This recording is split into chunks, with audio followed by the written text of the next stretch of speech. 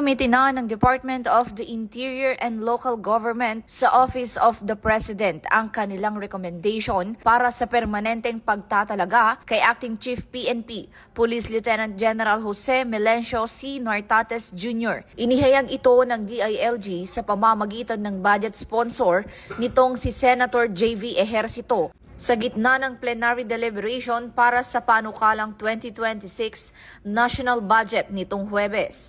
Ayon kay Lacson, maaari namang italaga bilang full-time PNP chief ang isang opisyal kahit pa may 3 bituin lamang tulad ni Police Lieutenant General Nartates. Samantala, tiniyak naman ng National Police Commission ang kanilang buong suporta kay Lieutenant General Nartates habang hinihintay ang desisyon mula sa Malacanang.